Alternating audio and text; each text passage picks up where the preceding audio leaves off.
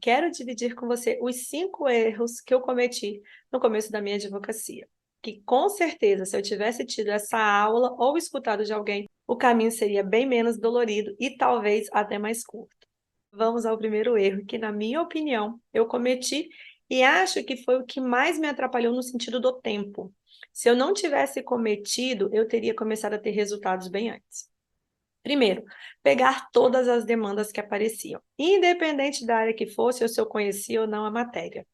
E eu fiz isso para não perder honorário, para não perder cliente, porque eu não sabia que podia dizer não, porque eu achei que assim eu ia aprender. Eu achava também que, como eu não tinha cliente, eu tinha tempo e eu ia conseguir estudar aquele assunto para entrar com o processo. Enfim, para cada processo eu tinha uma justificativa diferente.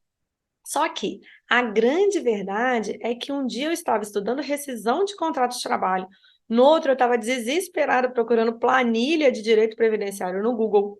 Depois estava estudando tratamento médico contra o Estado, ou seja, eu estudava um pouquinho de cada coisa, coisas aleatórias, sem direcionamento, e o pior, sem saber se estava certo.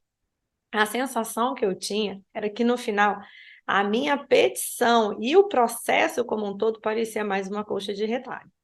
Porque eu achava uma petição no Google, aí eu lia uma outra coisa em outro lugar, achava interessante, acrescentava na minha petição inicial.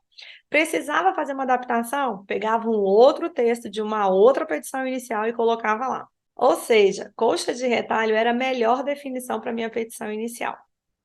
E o processo seguia assim, nesse mesmo padrão. E por que isso foi tão ruim? Porque eu estudava, mas eu não aprendia. Era um estudo superficial e desesperado para resolver aquele problema específico. Eu chamo de estudo de sobrevivência, que você nem sabe o que está fazendo, mas está fazendo só para sair logo dali. Se 2 meses depois chegasse a mesma demanda, eu ia continuar tendo, se bobear, as mesmas dificuldades. Verdade, fato. E ter a consciência que aquele estudo não estava surtindo efeito, a minha insegurança só aumentava. E quando eu falo que eu não aprendia, não era por uma dificuldade cognitiva, não. É porque não tinha um estudo direcionado, com o objetivo de fato entender, pensar e aprender. Era só mesmo para resolver momentaneamente o problema. 2, pegar demandas complexas. Este erro tem muita relação com o erro anterior.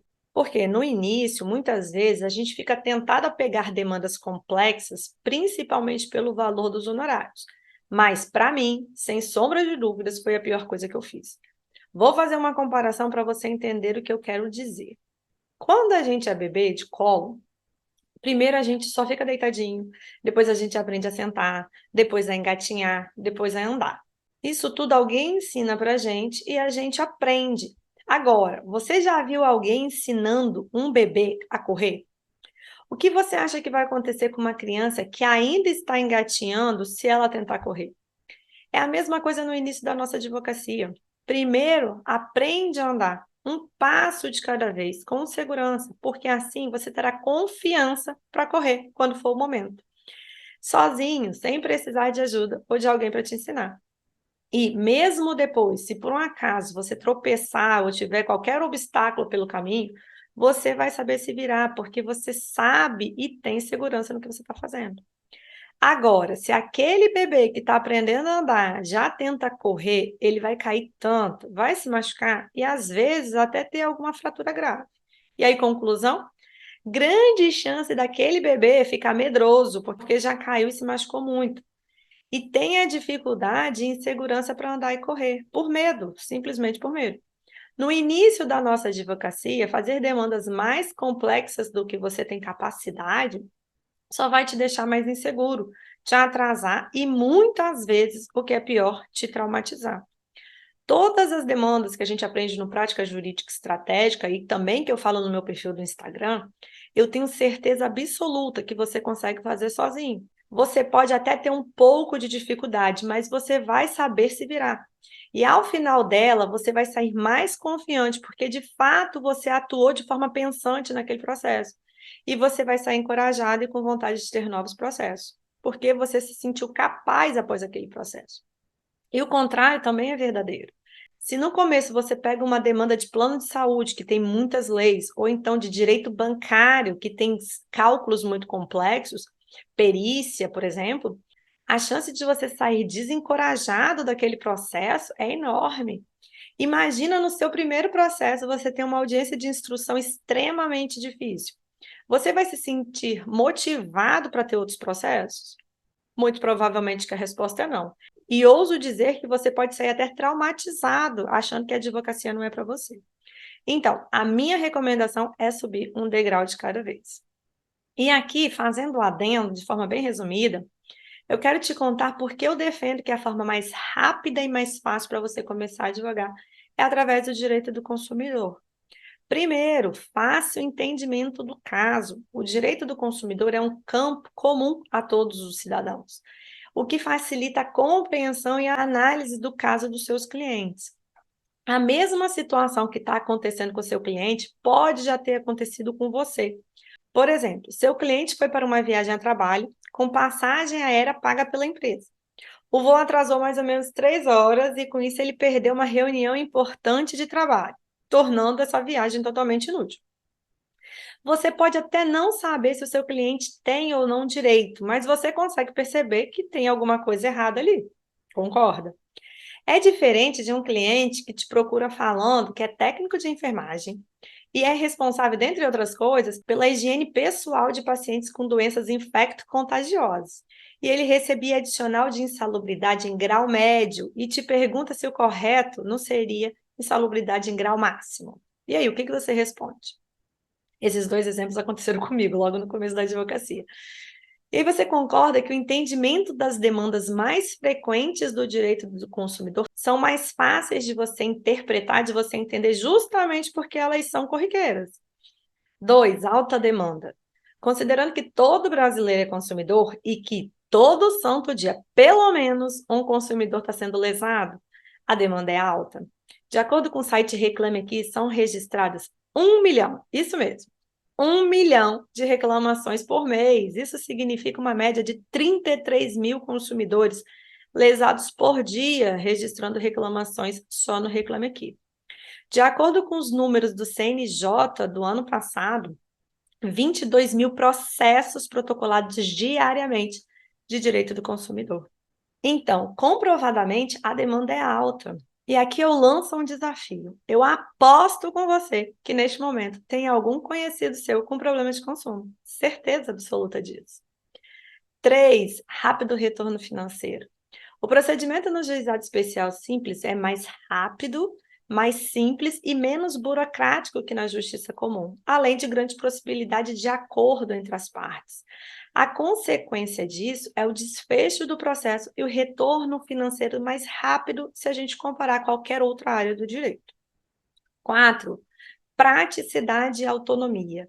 O direito do consumidor ele oferece maior flexibilidade para o advogado iniciante, pois não exige dele um escritório físico para trabalhar. E agora, talvez o mais importante, você não vai depender de uma vaga como advogado contratado para começar a sua advocacia. Até porque escritório de advocacia não contrata advogado sem experiência, mas isso aí é um papo para um outro vídeo. Eu faço atendimentos online desde 2016, ou seja, bem antes da pandemia. E isso já era totalmente possível. E agora, com a popularização do trabalho em home office, ficou ainda muito mais fácil. Dito tudo isso, vamos para o terceiro erro. Falta de organização financeira. Uma dica, desde o primeiro processo, anota tudo e tenha um planejamento financeiro. Vou contar o que aconteceu comigo, para você não fazer igual. No meu primeiro ano de advocacia, eu não controlava nada. Entrava no horário, eu gastava. Era tão zero controle que eu não sabia nem quanto eu tinha recebido naquele mês específico. Já no segundo ano, sem saber ainda o que eu estava fazendo, mas eu resolvi fazer uma planilha no Excel e comecei a anotar tudo. Tanto os honorários que eu recebia, quanto os gastos que eu tinha com a advocacia, seja Jus Brasil, anuidade da OAB, cursos, enfim, tudo. E aí, para minha surpresa, no final do ano, ao dividir por 12, né, 12 meses, o meu salário líquido foi de R$ 1.200. E eu lembro que quando eu olhei aquele valor, eu achei pouco. Até que, depois de um tempo, eu conversando com um colega de faculdade, ele me contou que ele recebia R$ 1.200 para trabalhar no escritório de 8 às 18. E aí, moral da história, quem não mede não gerencia. Primeiro, eu não tinha ideia de quanto eu ganhava, se muito ou se pouco. Depois comecei a controlar e achei pouco, confesso. E aí, depois que eu tive um parâmetro de avaliação, conversando com esse meu colega, eu vi que não estava tão ruim assim. E se comparado às horas trabalhadas, as minhas com as do meu colega, meu salário estava até muito bom. Então, a minha dica é, desde o seu primeiro custo com a advocacia, seja a solicitação do token ou a anuidade da OAB, já começa a controlar as suas finanças. Então, se você já teve algum custo ou honorário e ainda não começou esse controle, terminando essa aula, pega um papel e uma caneta e já anota. E aí, aqui outro parênteses. Como estamos falando de dinheiro, quero aproveitar a oportunidade para responder uma dúvida que muita gente tem em relação ao consumidor. Inclusive, era uma das minhas dúvidas logo que eu comecei a advogar. Direito do consumidor é ou não é rentável? Como em toda a área do direito, a resposta é depende. E meu objetivo nessa aula não é te convencer a nada. Eu estou te apresentando o que deu certo e o que não deu certo para mim, e daí você tira suas próprias conclusões. Combinado? Vou te mostrar duas sentenças que recebi de processos meus contra a companhia aérea. O primeiro caso é de uma preterição de embarque, que significa que é quando a companhia aérea impede o passageiro de embarcar num voo comprado sem nenhuma justificativa. E nesse caso, nós conseguimos R$ 4.000 de dano moral mais o dano material. Esse processo não teve recurso, então durou exatos 5 meses. Fazendo um cálculo simples, aí sem considerar juros e correção, e sem o dano material também, você receberia R$ 1.200, considerando apenas os 30% de honorários do êxito. E a segunda sentença é um caso de overbooking. E aqui o passageiro ele não embarca no voo com a justificativa de poltrona inoperante, é assim que a companhia aérea fala. Um detalhe importante, nesse processo eram 4 autores, pai, mãe e 2 filhos. O juiz arbitrou em sentença R$ 5.500 de dano moral para cada autor, totalizando R$ 22.000 mais dano material. A empresa entrou com recurso, a sentença foi mantida e a companhia aérea ainda foi condenada em 20% de honorários de sucumbência. Ou seja, fazendo o mesmo cálculo simples do caso anterior, o seu honorário no êxito seria de R$ 11.000. E aqui eu quis pegar o mesmo caso para te mostrar que de fato depende. Num mesmo assunto, num trabalho relativamente simples e com baixo esforço, você pode receber R$ 1.200 ou R$ 11.000 de honorários no êxito. E aí, esses são os fatos, você tira suas próprias conclusões. Vou falar uma frase para você que eu gosto muito. Não se gerencia o que não se mede, não se mede o que não se define, não se define o que não se entende e não há sucesso no que não se gerencia. Então, o próximo erro tem a ver com gestão do seu escritório. Então, o quarto erro foi eu não ver a advocacia como uma empresa. E aqui eu não estou falando que você precisa, neste momento, estudar sobre gestão de empresas, técnicas avançadas de marketing, de finanças, de oratórias, ter uma equipe de vendas, não é nada disso. Até porque eu defendo que, se você é advogado iniciante, sem experiência, o seu foco tem que ser única e exclusivamente nesse momento, no seu primeiro ou nos seus primeiros clientes. Depois, quando você já estiver minimamente advogando, aí sim você pensa nessas coisas e vê o que mais faz sentido para você e para a sua advocacia. Até porque a gente tem a mania de achar que nunca está pronto, né? E daí todas essas áreas do seu escritório vão ganhando prioridade e você nunca vai começar a advogar. Então, se você é advogado iniciante, seu foco é no primeiro cliente. Tudo bem? Combinado? Então, dito isso tudo, vamos falar do quarto erro, que é não ver a advocacia como uma empresa. Por muito tempo, eu não enxergava a advocacia como um negócio. Por um tempo, ela se confundiu com o meu hobby.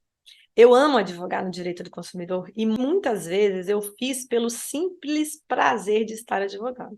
Essa era a verdade. Logo que eu comecei no Instagram, lá em 2019, meu Instagram era exclusivamente para prospecção de cliente. Eu lembro que um seguidor me mandou uma mensagem que ele estava com um problema, que eu nem lembro muito bem qual era, mas eu lembro que eu comecei a analisar para ele E aí eu passei o meu e-mail para ele me mandar toda a documentação, fiquei um tempão analisando, até que achei a solução para o problema dele. Aí ele vira e fala: tá bom, obrigado. Simples assim, sumiu. Ali começou a cair a ficha que advogar era o meu trabalho. Por mais que para mim seja muito prazeroso, ainda assim é o meu trabalho. Então, muito cuidado com isso, principalmente se você faz home office, porque às vezes a nossa família não vê a nossa advocacia como um trabalho, por estarmos sempre em casa.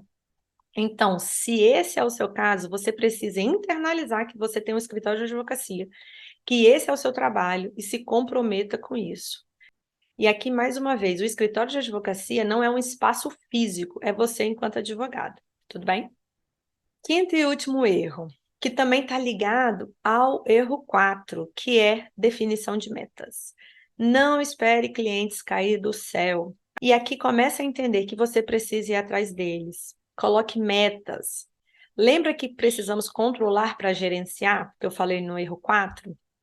Ter metas vai mudar o seu jogo. E aí, o que eu te sugiro? Pega um papel, e é para fazer isso hoje, terminando essa aula, faça, vai fazer muita diferença nos seus resultados. E anota quanto você quer receber por mês. E aí, vou dar aqui um exemplo. Para facilitar as contas, vamos supor que você escreveu lá R$ 8.000 por mês.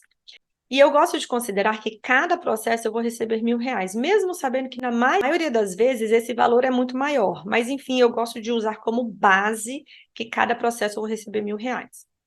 Ou seja, para receber R$ 8.000 por mês, eu preciso, então, de 8 processos por mês, concorda?